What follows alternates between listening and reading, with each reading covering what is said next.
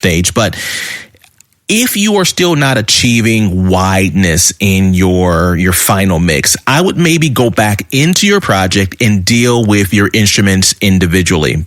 Kind of similar to what I mentioned with the stereo plugin, but I want to go a bit further on this. What I like to do is have a mixture of sound treatment within my song. So in other words, I like to have some sounds. Let's say it's an 808 and it's super dry and it's mono right in the middle. I then may have, let's say in a drum kit, a hi-hat that's pushed far left, but, I apply some room reverb on that hi-hat. And then maybe far right, I have some type of delay on, a shaker or something like that. And then, I'll apply this technique, depending on the style of the music with the instruments, the other instruments. I'm just talking about percussion just as an example. But the point is, I like to have a mixture of sounds and a mixture of EQing. So I'll go back to my guitar friend. He was showing me some of his techniques for recording rhythm. And for him, he will completely eliminate all of the low end and he will completely eliminate some of the high end. He tries to grab mid-band frequencies and accentuate those. So the guitar doesn't cut through too much with the high end, and the boominess of the guitar certainly is eliminated by way of the EQ on the left side of the spectrum there. So the point is, this technique, as an example, allows for just a different sound treatment within the mix, and it allows your guitar to play a role in the overall mix to where it doesn't sound like a big wall of blended sound. And doing things like this, it just allows for your instruments to coexist in a phenomenal way. And if you use that LCR panning on top of this, it allows them to exist in their individual spaces, and it feels like one thing is way over there and then one thing is way over there. And when you use these distinct sounds, like I mentioned as example, like delay over here, or you're using mono in the middle, it just allows the ear to quickly scan the room, if you will, and just kind of, it feels immersive. But if everything has delay, if everything has reverb, if everything has the same sound treatment, it just starts to have that flat feeling, as I mentioned in the very beginning. So again, push things to the far left, to the far right, and apply some slight nuanced effects to these things to give you a broader sound. All right, let's keep going. Dynamics can play a major role in creating a wide sound. Now, this is only if you are using the LCR panning technique, meaning you're panning things far left, far right, and having some things dead in the center, mono. So I'm going to give you an example. Way back in the day when I would create commercials for my clients and I wanted to have all these vocals, I'll have like a tenor part or maybe an alto part, or I may have a 3-part harmony for a track or for a commercial. And invariably, I'll have the singer double the track. So I'm like, all right, hey, let's double it, let's triple it, let's quadruple it, let's just overdub this thing to death. So I'll have 6 tenor parts. I'll have 6 alto parts, and I'll have 6 soprano parts. Guess what I did? I would evenly divide those vocals left and right. So for the 6 tenor parts, I'll do 3 on the left, 3 on the right. And then same thing with the alto, 3 on the left, 3 on the right. And I'll do the same thing for the soprano part. And I would pan them hard left, hard right. And it gave me a stereo sound for the vocals. It seemed full, but it still wound up sounding kind of flat or kind of just one-dimensional. And over time, I've learned that an imbalanced sound is great when it comes to creating wideness. What I mean by imbalance, the left side for those harmonies don't have to be as loud, and that's what we're dealing with here, dynamics. They don't have to be as loud as the right side, hence the word dynamics. So let me go back and give you that example again, and let me tell you how I changed things in more recent days. So let's say I have my 6 overdubs of the tenor part. I would take maybe 2 of them and pan them hard left, and then maybe have 4 of them hard right.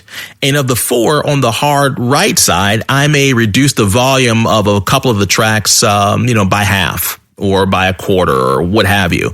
So when you heard the tenor part alone, it felt kind of lopsided. Like, whoa, hey, over here in this one speaker, the tenor part is coming in a lot harder, a lot hotter.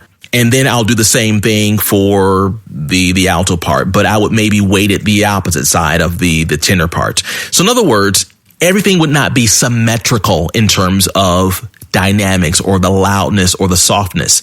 And so what it did is it created this lopsided presentation of the sound, which caused your ear to be cognizant of both the left and the right. But when you have equal left and right on everything, it doesn't allow for your ear to really see the difference. And as a result, it winds up being one-dimensional, sounding less wide. Even though you may have something panned hard left, hard right, if you're doing the same exact thing on both sides, that creates that flat sound. The moral of the story here is use dynamics in a strategic way to achieve a wide sound. One of the major tips in terms of using this technique, lower the volume on some things.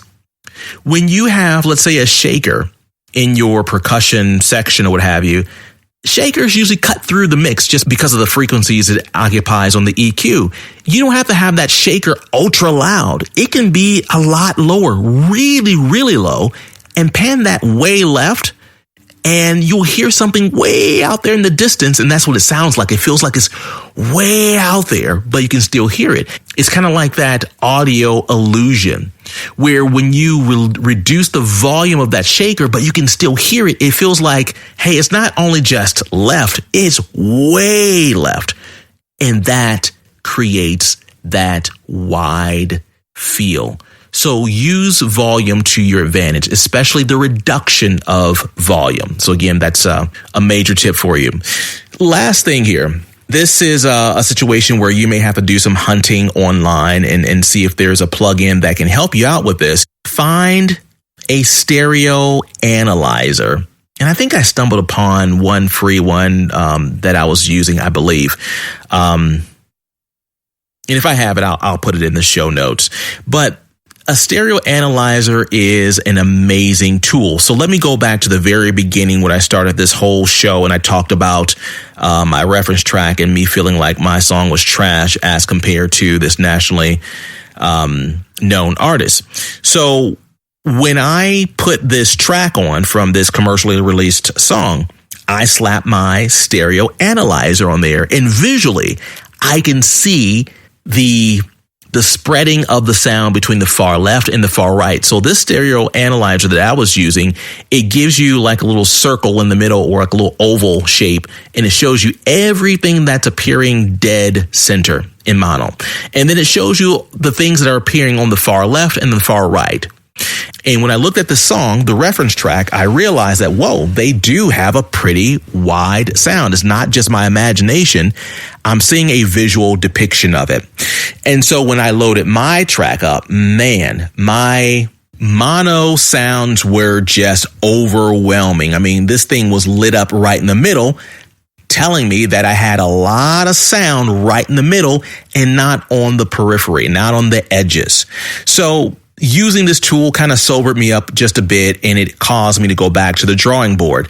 In my instance, I went back to a technique that I mentioned earlier, which is that mid-side processing. So I simply went to that, opened it up, and dragged my middle signal down just a bit so that the side or the edges were a bit more pronounced, allowing for a more broad and big sound. So yeah, go check it out. Find a free stereo analyzer online and see if you can make your tracks wider. Hey, listen, we've gone through 7 tips.